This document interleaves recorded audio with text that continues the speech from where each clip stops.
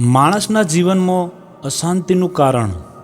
મિત્રો, દરેક માણસ પોતાના જીવનમાં સુખ શાંતિ મેળવવા ઈચ્છે છે, પરંતુ કોઈક નસીબદાર માણસને જ પ્રાપ્ત થાય છે. તેના કારણો પર જો આપણે વિચાર કરીએ તો આપણને થોડી સફળતા મળી શકે છે અને આપણે સુખી તથા સંતોષભર્યું જીવન જીવી શકીએ છીએ. ધનને જ સર્વસ્વ માની બેસવાથી આપણને સુખ શાંતિ મળતા નથી. તેઓ ધન કમાવામાં જ પોતાનું સમગ્ર જીવન ખર્ચી નાખે છે. તેઓ માનસિક રીતે અસંતુષ્ટ રહે છે. તેમનું મન હંમેશા તણાવગ્રસ્ત રહે છે. અઢળક ધન જો કોઈ કમાઈ લે તો પછી તેમને તે ધનને સાચવવાની તથા તેમાં વધારો કરવાની ચિંતા સતાવવા લાગે છે. તેના પરિણામે તેઓ પોતાના બાળકો તથા પરિવાર માટે સમય ફાળવી શકતા નથી. પરિણામે પોતાના સંતાનોમાં કેળવણીનું સિંચન કરી શકતા નથી. મિત્રો, ઈશ્વરની ન્યાય વ્યવસ્થામાં વિશ્વાસ ન હોવો એ પણ અશાંતિ તથા દુઃખનું કારણ છે.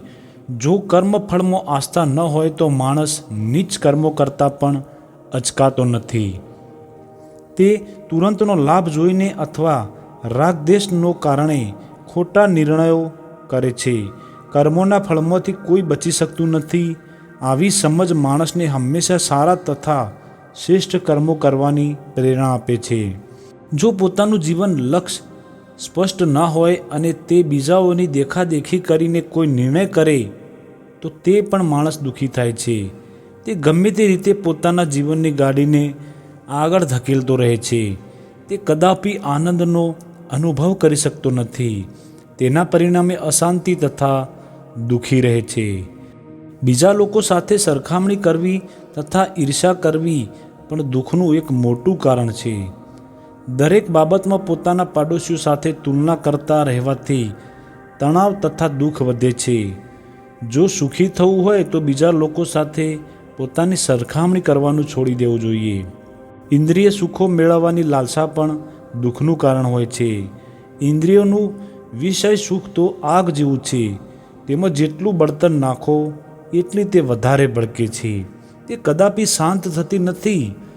અંતે આપણું શરીર જર્જરિત થતાં રોગિષ્ટ થઈ જાય છે અને મન કુસંસ્કારી બની જાય છે અને અંતકરણમાં પશ્ચાતાપ થાય છે.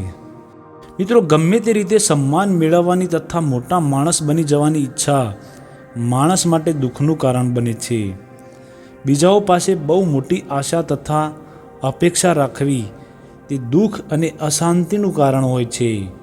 માણસ જીવનમાં દુઃખ તથા અશાંતિના કારણો વિશે ચિંતન કરીને સમજ કેળવે તો તેના જીવનમાં શાંતિનો માર્ગ મળી શકે છે. સુખ શાંતિનો આધાર સંયમિત, સંતુલિત, કર્તવ્યનિષ્ઠ તથા ઈશ્વરપરાયણ જીવન હોય છે અને સમજદારી, ઈમાનદારી, સેવા, સહકાર, ઉદારતા વગેરે સદ્ગુણોથી સુખ શાંતિ મળી શકે છે.